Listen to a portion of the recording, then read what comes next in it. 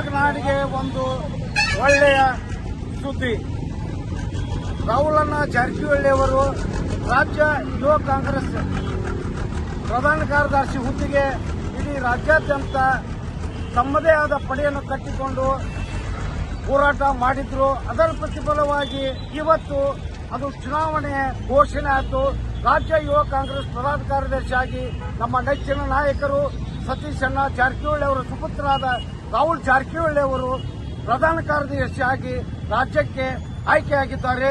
ಇದು ಗೋಕಾಕ್ ನಾಡಿಗೆ ಹೆಮ್ಮೆಯ ವಿಷಯ ಅಂತೇಳಿ ನಾ ಹೇಳಕ್ ಇಚ್ಛೆ ಪಡ್ತೀನಿ. ರಾಹುಲ್ ಜಾರಕಿಹೊಳಿ ಅವರು ಇನ್ನು ಮುಂದಿನ ರಾಜಕೀಯ ಜೀವನದಲ್ಲಿ ಶುಭ ಆಗಲಿ, ಅವು ಕೈ ಹಾಕಿದಲ್ಲಿ ಯಶಸ್ವಿ ಆಗಲಿ ಅಂತ ಕೆಲಸ ಗೋಕಾಕ್ ನಾಡಿನ ಜನತೆ ಪರವಾಗಿ ಹೆಮ್ಮೆಯಿಂದ ಹೇಳುತ್ತೇನೆ.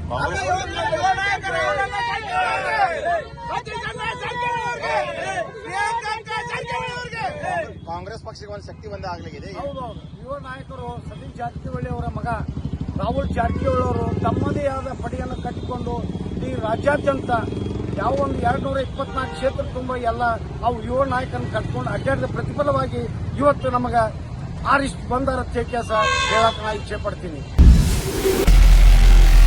ನಾರ್ತ್ ಫಸ್ಟ್ ಉತ್ತರ ಕರ್ನಾಟಕದ ಆವಾಜ್.